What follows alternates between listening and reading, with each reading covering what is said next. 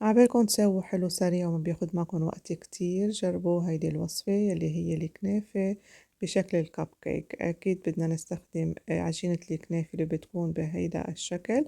بدنا نضيف عليها كمية من الزبدة أو السمنة الطرية أو المذوبينة، وبنفرك عجينة الكنافة أو شعيرات الكنافة بهيدي الطريقة حتى تتشرب السمنة.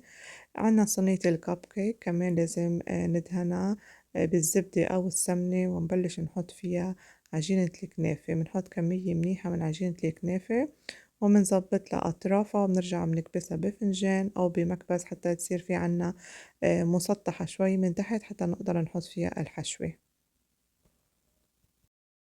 بنظبط الأطراف حتى يعطينا هيك شكل الكوب، وبنرجع بنكبسها بهيدي الطريقة أو بفنجان متل ما قلت لكم أو كباية بيكون كعبة صغير بفوت بفتحات الصينية، وبنخبزها بالفرن ليحمروا الأطراف. بنرجع بنولع الفرن من فوق وبنحمر الوجه.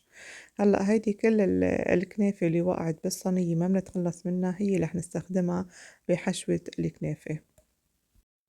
بننقل كاسات الكنافة على صحن، وهلأ بدنا نحضر الحشوة يلي بدنا نحطها. بننقل كمان الشعيرات يلي تحمصت معنا لأن بدنا نستخدمها بالحشوة.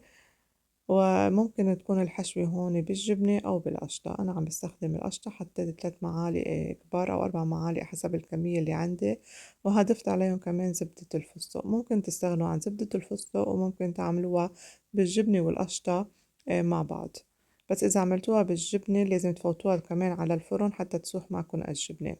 أنا هون عم بعملها بس بالفستق وبالقشطة، هيك بخلطهم وضفت عليها كمان نسلة الفستق، هيك بتعطيها حلاوة وبنستغني عن القطر بعدين.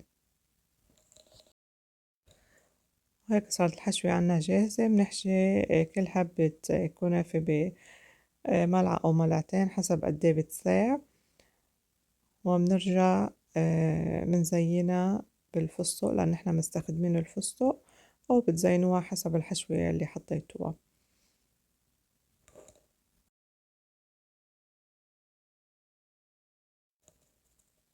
وصفة حلوة سريعة وطيبة بنفس الوقت، جربوها أكيد هتعجبكم.